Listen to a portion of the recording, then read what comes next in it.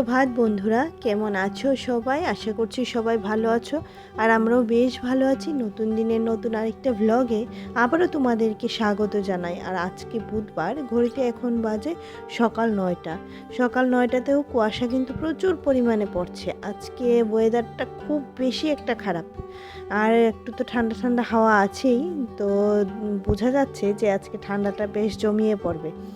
তো সকালে উঠে যথারীতি আমার যা কাজ গোপালের সেবা, তো সেটাতে গোপালের সেবা দিয়ে চলে আসলাম এখানে ছাদে। ফুলগুলা তুলে নিই। আর এতটা ঠান্ডা হাওয়া বইছে কি বলবো, প্রচণ্ড ঠান্ডা লাগছে। তো ঠান্ডা লাগুক আর যাই লাগুক, এই কাজগুলো তো করতে হবে। আর এখানে দেখো কত বড় একটা ফুল, সেটাতে মানে পোকা একদম খেয়ে রেখেছে। তো এটাকে ধরতেও আমার কেমন লাগছিল, তার জন্য ফুলটা আর পারিনি। এই হচ্ছে অবস্থা। তো এবার ফুল টুল তুলে চলো সোজা ঘরের দিকে চলে যাই। গিয়ে গোপালের কাজ কমপ্লিট করে যেতে হবে রান্নাঘরে। রান্নাঘরে গিয়ে অবশ্যই তো চা কফি খেতে হবে, তাই না? তো চা না খেয়ে আজকে ভাবছি কফি খাবো। তো প্রত্যেক দিন তো আর চা ভালো লাগে না, দেখবে প্রত্যেক দিন একটা জিনিস, তাই না? আর তার জন্য কফি বানানোর জন্য দুধটা বের করে নিলাম। আর এখানে যথারীতি সব জিনিসপত্রের সুইচটা দিয়ে দিতে হবে। আর এদিকে জানালাটা খুলে দেখছি এতটা কুয়াশা আসছে, মানে কুয়াশা একদম আমার ঘরে চলে আসছে এরকম অবস্থা। কিন্তু জানালা না খুললে তো উপায় নেই, রান্নাবান্না করলে গ্যাস বেরোবে কোথা দিয়ে, তাই না? আর এদিকে দেখো কফি পাউডার আর চিনি এবার নিয়ে নিলাম। এবার এটাতে দুধ দিয়ে বাস গুলিয়ে নিয়ে যাব। আর শীতের দিনে গরম গরম কফি বেশ ভালো লাগে খেতে, তাই না? কফি বলো চা বলো, এই দুইটা জিনিস না হলে দেখবে সকাল বিকাল দুইটাই জমে না। আর আমি যেহেতু চা কফি লাভার, তো এগুলা তো আমার অবশ্যই চাই ভাই, মাস্ট। তো দুখানা কফি নিয়ে ছুটলাম এবার দুজনার জন্য। গিয়ে বসে বসে একটু গল্প করব। আর আজকে সবচেয়ে বড় কথা হচ্ছে রান্না বান্না নেই, কারণ ভোগ আনবে উৎসব থেকে, তার জন্য। তো ভোগ আনবে বলে দেখো তোমাদেরকে এখন শেয়ার করছি। এটা হচ্ছে দুপুর 3:30 বাজে। আর ওরা বাবা মেয়ে গিয়ে ভোগটা নিয়ে এসেছে। তো এটা এখন মাখবো, মেখে সবাই মিলে খেয়ে নেব। খেয়ে একটু রেডি সেডি হয়ে আজকে মেলায় যাব, সরস মেলাতে। তো যথারীতি খাওয়ার পর এখানে রেডি হয়ে গেলাম। তো মেলার জন্য রেডি হচ্ছে, অবশ্যই যাব মেলাতে। অনেক দিন হয়েছে মানে অনেক দিন না, কালকেও বলছিলাম যাব, এর আগের দিনও বলেছিলাম যাব, মানে 2-1 দিন হয়ে গেছে যাব করছি, বাট যেতে পারছি না। কিন্তু আজকে যাব। তো দেখি চলো মেলাতে কি আছে কি। এটা ছোট সরস, এটা সেই বড় সরসটা নয়, বড়টা আরম্ভ হবে কিছুদিন পরে। তো ঠিক আছে চলো যাই। আর এটাতে গেলেই শুধু আমার খেতে ইচ্ছা করে, এত সুন্দর সুন্দর জিনিস পাওয়া যায়, পকোড়া টকোড়া, মানে খুব ভালো লাগে খেতে। তো দেখি কি কি খাওয়া যায়। আর এখানে যথারীতি রেডি হয়ে গেলাম। আর মিঠি দেখো এখানে বসে আছে। ও জানি কেন রাগ হয়েছে, ও রাগের মানে একদম বুঝতে পারছি না কি কারণে রাগ হয়েছে। ঠিক আছে চলো, রাগ টাগ ভেঙে দিয়ে এবার চলো যাচ্ছি। আর রাস্তাতে এই জায়গাটাতে এসে এত জ্যাম পড়েছিল, মানে এখান থেকে মেলা বেশি কোনো একটা দূরে নয়, ধরো না 1/2 কিলোমিটার হবে এরকম, বা আর একটু বেশিও হতে পারে। তো এখান থেকে দেখো যাচ্ছি, কিন্তু এই জায়গাটা যেতে আমাদের প্রায় আধ ঘন্টা লেগে গেছে, জানো তো, কারণ এতটা ভিড় এতটা জ্যাম ছিল রাস্তায়, তার জন্য। তো মেলার ভিড়ই এগুলা। আর এই তো এবার যাচ্ছি। আর ভিড় জ্যাম তো জ্যামই, ভিড়ের পর ভিড়, ভিড়ের পর ভিড়, ভিড়ের পর ভিড় ঠেলে এবার মেলা প্রাঙ্গণে চলে আসলাম। তো যথারীতি মিঠির পাপা, আমি আর মিঠি তিনজনাতেই এসেছি। আর স্কুটি করে এসেছিলাম। আসার সময় সেরকম ঠান্ডা লাগেনি ভাই, যাওয়ার সময় এত ঠান্ডা লেগেছে কি বলবো তোমাদেরকে। তো পার্কিংটা করে আমরা এবার ভেতরে যাব। আর পার্কিংয়ের জায়গা পাওয়া যাচ্ছিল না, তো একটা দোকানের সাইডে রাখা হয়েছে। এবার চলো যাই ভেতরে, দেখি মেলাতে কি কি আছে, কি কি উঠেছে কি না। তো সবগুলাই দেখবো, তোমাদের সাথে শেয়ার করব তো অবশ্যই। আর এই মেলা থেকে কেনার তেমন কিছু নেই, শুধু খেয়ে আসো আর খেয়ে আসো, এই হচ্ছে অবস্থা। তো যথারীতি আমরা ঢুকে পড়লাম মেলাতে। তখন প্রচণ্ড ঠান্ডা লাগছিল, প্রচণ্ড, মানে কি বলবো, এত ঠান্ডা লাগছিল। তো ঠান্ডা ফান্ডা নিয়েই যাচ্ছি মেলাতে, মেলা তো দেখতে হবে, তাই না? তো যথারীতি ঢুকে পড়লাম। দেখো খুব ভালো, খুব বড় এরিয়া নিয়ে, আরও বড় হয় যখন বড় সড়ো, মানে যখন আরও অন্য সরসগুলো হয়, যেমন ইউনিভার্সাল, তারপরে ইন্টারন্যাশনাল, এগুলি যখন হয় তখন অনেকটা বড় হয়। কিন্তু এটা তো আন্তর্জাতিক সরস, তার জন্য সেরকম বড় হয়নি, ছোটোর মধ্যেই হয়ে গেছে। মানে আমাদের তোমার ধরো না ত্রিপুরার লোকেরাই মনে হাতের কাজ যা যা করছে, মানে হাতের কাজের জিনিসপত্র নিয়ে বসেছে ওরা। হাতের কাজ এত সুন্দর, কি সুন্দর সুন্দর পুতুল বানিয়েছে, কি সুন্দর সুন্দর, মানে সবগুলা ফুলের ফ্লাওয়ার ভাস কি সুন্দর বানিয়েছে, বেশ ভালো লাগছিল। আর ওই সাইডে দেখতে পাচ্ছ শুধু খাওয়ার দোকান, আর যত ভিড় খাওয়ার দোকানে, বুঝতে পেরেছ?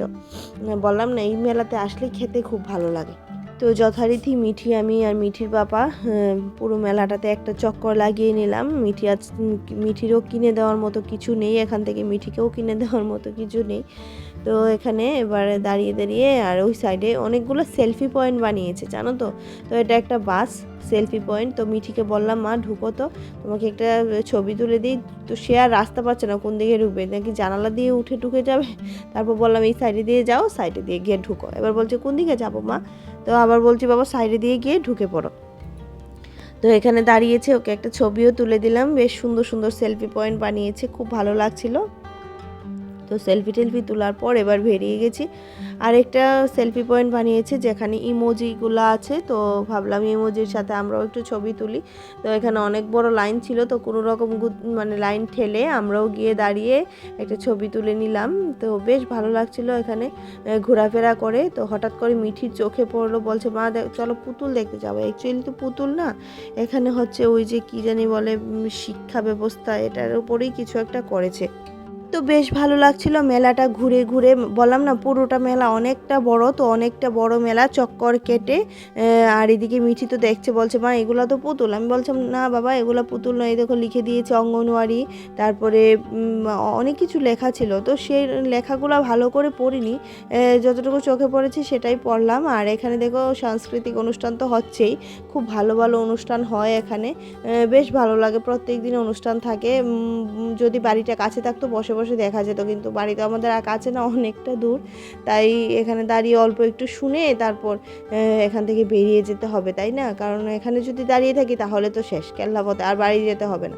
তো এখানেও একটা সেলফি পয়েন্ট আছে, এইগুলোর সাথে মিটি বললো আবার আমাকে ছবি তুলে দাও। ঠিক আছে তুলে দিলাম। আর এখানে দেখো কি সুন্দর সুন্দর টেডি বিয়ার, তারপর এই যে বেতের জিনিস, খুব সুন্দর সুন্দর জিনিস। পুরো মেলাটা তো আর ভিডিও করে দেখাতে পারিনি, যতটুকু দেখাতে পেরেছি ততটুকু দেখিয়েছি। আর এখানে চলে এসেছি আবার খাওয়া দাওয়ার পর্ব। এটা হচ্ছে ভুট্টা। তো ভুট্টাকে পুড়িয়ে আগে সেদ্ধ করে রেখেছে, বলছে বয়েল খাবে না পুড়িয়ে খাবে। আমি বললাম হ্যাঁ সেদ্ধটাকেই পুড়িয়ে দাও। তো ভুট্টাকে পুড়িয়ে লবণ, লেবু, লঙ্কার গুঁড়ো সব কিছু মেখে দিয়েছে। আর এই ভুট্টা পুরো আমার খেতে খুব ভালো লাগে।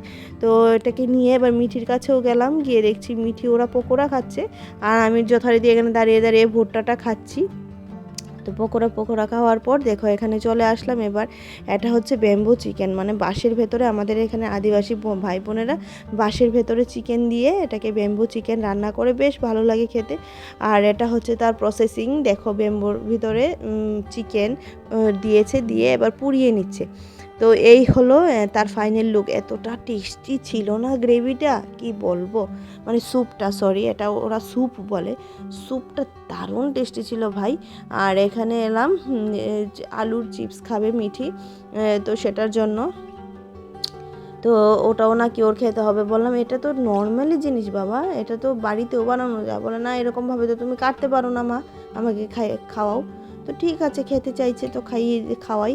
আর এটা কালারফুল ছিল, তো কালার করে দিয়েছে, ফুড কালার দিয়ে দিয়েছে। আর ও তো কালারফুল পেয়েও খুব ভালো, মানে খুব ভালো লেগেছে ওর।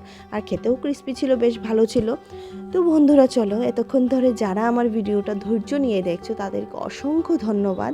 আর যারা এখনও আমার ভিডিওতে সাবস্ক্রাইব করোনি, সরি আমার চ্যানেলটা সাবস্ক্রাইব করোনি, তারা প্লিজ একটা সাবস্ক্রাইব করে দেবে আর বেল আইকনটা ক্লিক করে দেবে, যাতে করে যখনই আমি কোনো ভিডিও আপলোড করব নোটিফিকেশানটা সবার প্রথম তোমার কাছে চলে যাবে, আর তুমি ভিডিওটা দেখতে পারবে। আর অবশ্যই একটা শেয়ার করে দিও, আর একটা শেয়ারে অনেকে হয়তোবা ভিডিওটা দেখবে, অনেকের হয়তোবা ভালো লাগবে।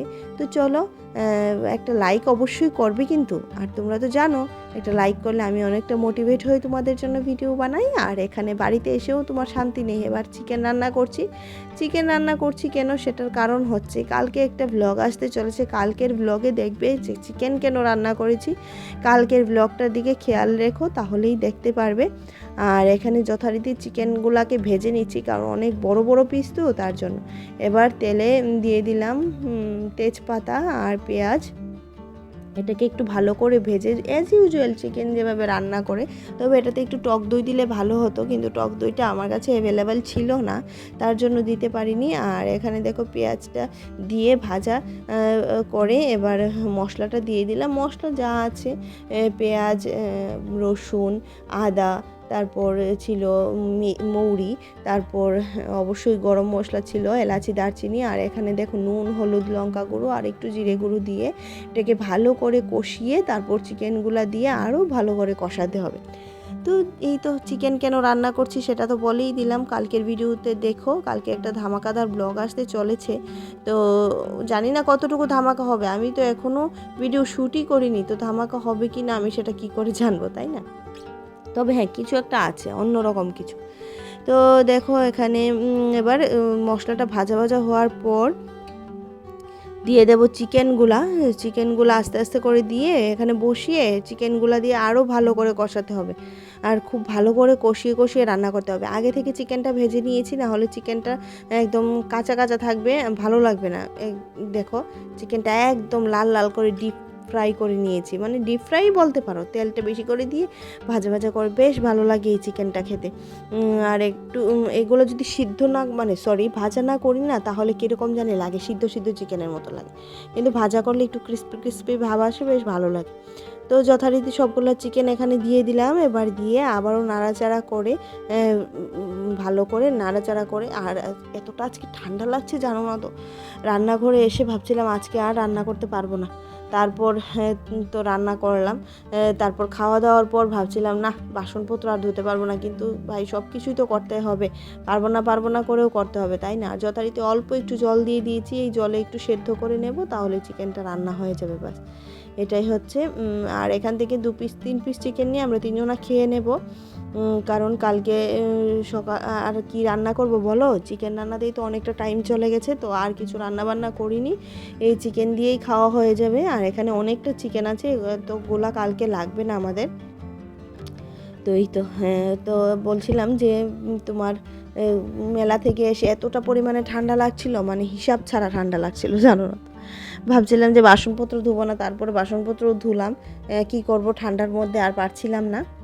তো গরম মশলার গুঁড়োটা দিয়ে দিলাম, এটা আমি খুব বেশি দিই না, অল্প করে দিয়েছি, না হলে এই যে লং তারপর তোমার গোলমরিচ এগুলাতে প্রচণ্ড গলা জ্বলে, তার জন্য। আর এখানে এই দেখো চিকেনের ফাইনাল লুক, এটা হচ্ছে ফাইনাল লুক চিকেনের, কেমন হয়েছে অবশ্যই জানাবে। তো খাওয়া দাওয়াটাও শুরু করি। খাওয়া দাওয়া করে এদিকে জানালাটা লাগিয়ে দিলাম, এতক্ষণ জানালাটা খোলাই ছিল যেহেতু রান্না করছিলাম তার জন্য।